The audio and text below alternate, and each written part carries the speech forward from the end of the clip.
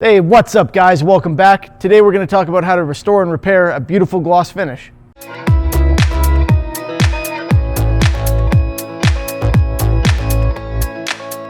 So we are working on this awesome looking guitar. Check out the burn pattern on that. That is beautiful. I'm jealous.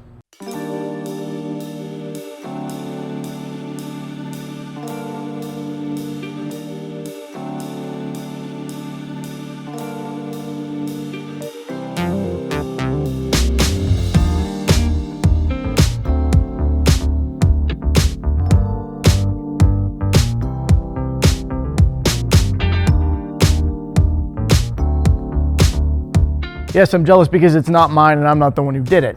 But there are some substantial issues with the clear coat. Let's have a look.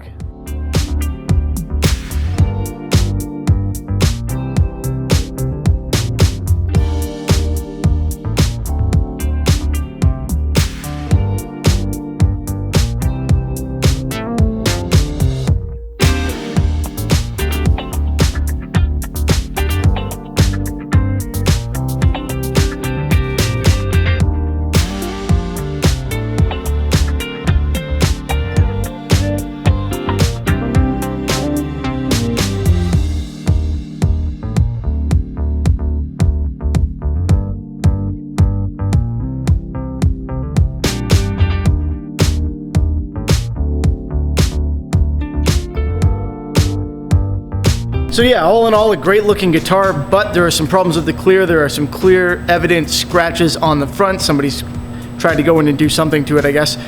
There are some bubble mark wraps, I guess those would be. The little rings, those were pretty hard to focus on. And then on the back, there's some gobbing from someone, I guess, trying to spot fill it. But unfortunately, you can't really do that with polyurethane. So what we're doing is we're gonna scrape down those spots on the back that have problems. We're gonna give this thing a careful light sand at a very high grit, probably starting at the most at 1500, but probably 3000 and then moving up to 5000. We'll just see how those scratches come out. If I need to drop to 15, I will. And then, yeah, we're gonna go in and polish it using 3M's polishing system. I'm gonna put a link in the description to a kit.com page that will show you, some of the stuff I'm using, and it's kind of where I've accumulated some links to things that you may want for this purpose. If you're gonna be doing polishing, I think you'll find that stuff really helpful, so check that out. And I just wanna warn you guys that there is an issue with polyurethane that you don't have, for example, with lacquer. When you do poly, because it builds up in layers, we get what's called witness lines when we sand through a layer. So you end up with a small kind of, it'll be perfectly smooth and look perfectly smooth, but still you'll get like a small haze where one layer blends into the next.